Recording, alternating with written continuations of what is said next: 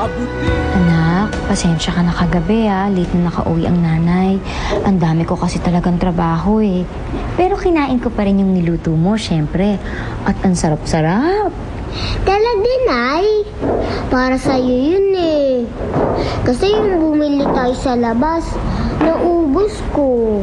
Sabi ko pa naman sa'yo, titirahan kita. Okay lang yun. Masarap naman kasi, di ba? Kaya mo naubos eh. Nay, pwede po ba akong sumama kay Lola Monina? Pagkatapos ng school, mamamasyal kami sa mall eh. Oo naman. Siyempre naman. Pumunta ka na sa kotse, ma. Mauna ka na, susunod ako. Sige. Yaya, pakadala nga ito sa kotse.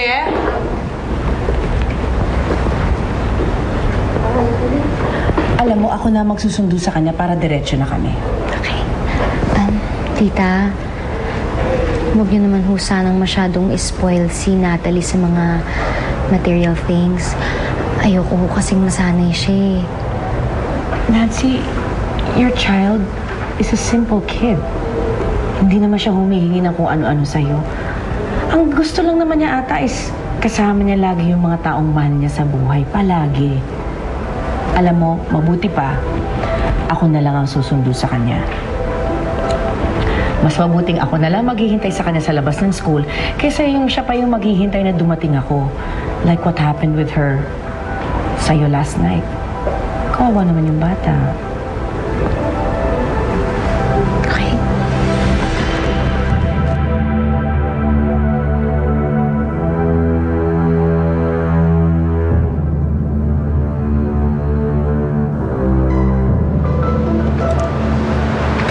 Lola, thank you din sa toys ha.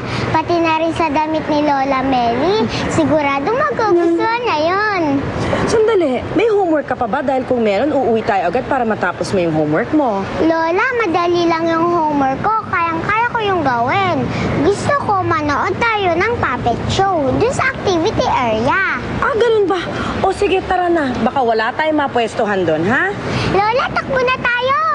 Wait, Natalie, sandali lang! Ay! It's okay. Nako, miss, I'm sorry. May hinahabol lang kasi yung apo ko.